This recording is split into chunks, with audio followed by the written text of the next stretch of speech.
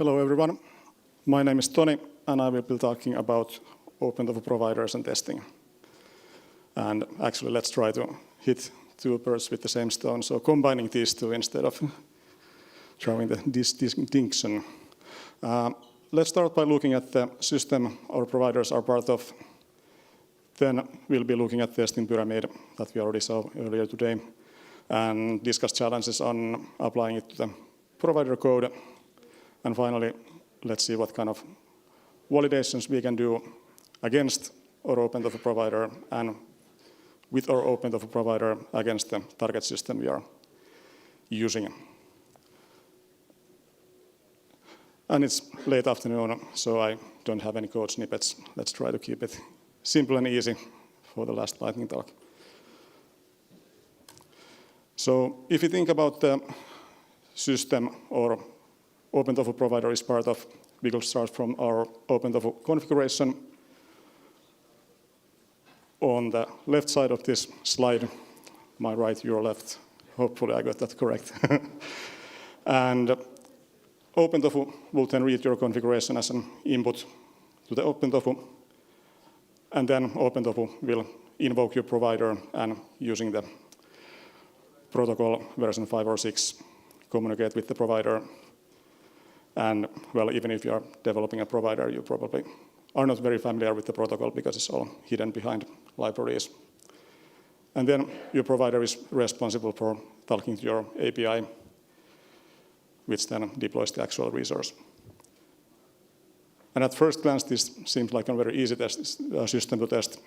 We are just transforming data in the provider.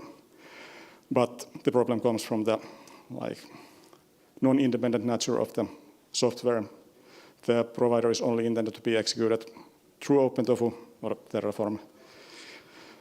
And it's challenging to go into inputs of the software itself. We are limited to using the provider protocol to interact with the software.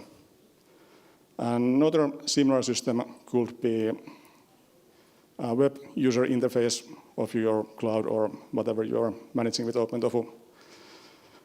There, that software would be executed through a browser, and you are also limited to functionalities supported by the browsers. And there are also the actual software is usually implemented with a framework or library. There are plenty of libraries for that. We that develop OpenTofu providers are much smaller companies, so we have less alternatives. At the moment, we have pretty much 2 libraries maintained by HashiCorp. One of them is deprecated, so not as many choices for us. And if you think about testing theory, there's a concept called testing pyramid that tries to illustrate that most of our testing should be done on unit test level. Unit tests are easier to implement, faster to execute. And well, I like to use gradient here instead of hard lines because you want to find the test that is most suitable for your use case instead of being strict about the testing level. With OpenTofu provider, for example, testing the validations you define in your provider schema is likely quite easy with tofu plan command. It's not a unit test, it's slightly slower, but you save a lot of engineer work compared to doing that in a strictly unit test sense. And if we think about what would be the easiest unit to test, it would be a pure function, a function of which output only varies based on the input we give to the function. And if we implement our provider using Terraform plugin framework, the methods that we need to define are not exactly pure functions. We have a complex request created by OpenTofu that we get as an input, and then we have to provide feedback back to OpenTofu using a response object. And everything against our API happens in a side effect between these two request and response definitions. So if we want to unit test this at all, we have to split this into smaller like utility functions, because we really want to test the flow from the OpenTofu request to our API invocation and from the API response to OpenTofu.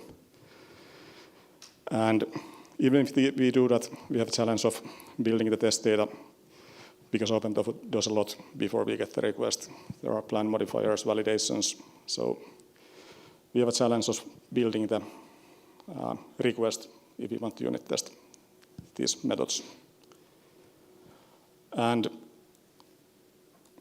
we have a helper library for doing these tests, and it's called Terraform plugin testing, and it provides utilities for creating acceptance tests, which are really system-level tests. So we actually deploy the resource in most cases when we use these acceptance tests. And if we follow recommendations from the library documentations, we end up creating the resource and using the API of our system to validate that we actually deployed what we have configured in the test definition. And for computed fields, we can look at the state to validate what we have gotten back from the API. Now, the problem here is that if we are developing a provider for our own system, we are not really looking at the actual resource at all. So our validations would be against the API or state, but we are missing the part of the system that our end user is actually using. So here comes the wordplay from the title. Should be, as a provider maintainer working with our own system, really be focusing at the provider only, or should we be looking at the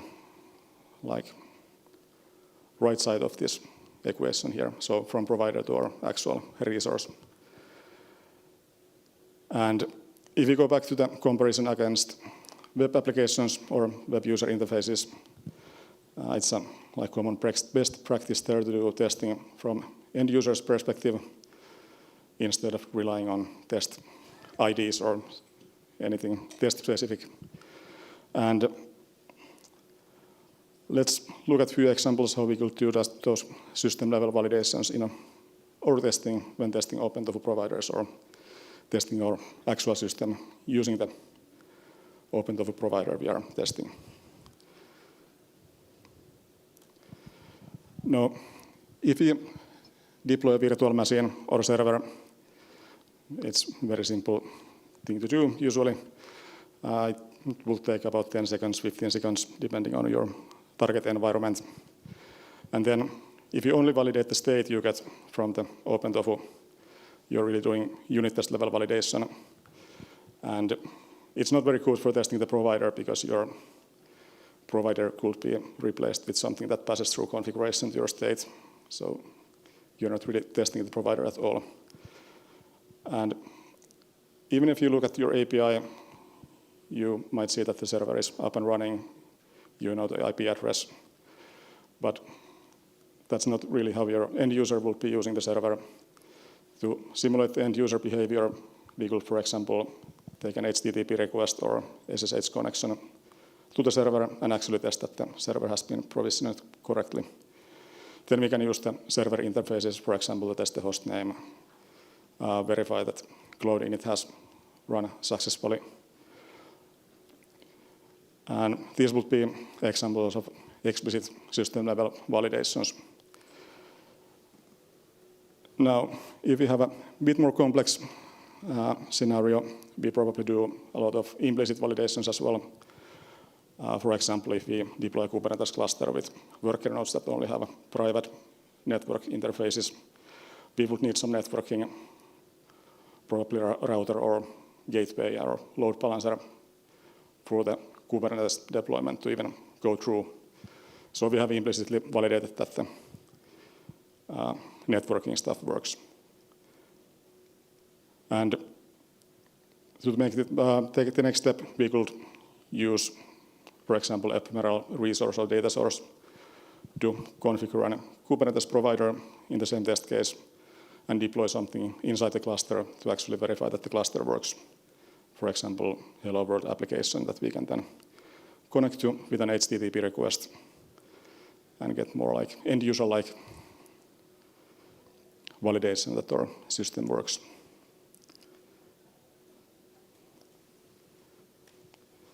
So to summarize, according to the testing pyramid, we would like to use unit tests as much as possible, often with Terraform providers or OpenTofu providers. Implementing those unit tests are challenging.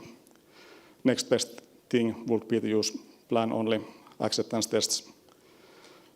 We only run the tofu plan command, validate that we get the error messages we want to see.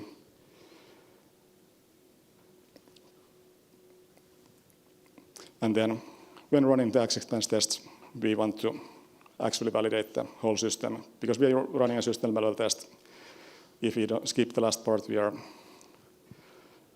deploying the resource pretty much for nothing. And yeah, borrowing from the web application testing best practices, we should aim to test like the end user is using our system. So not only use testing interfaces or test parameters, but to actually try to mimic the end user behavior in our tests. Thank you for any comments or questions. Later.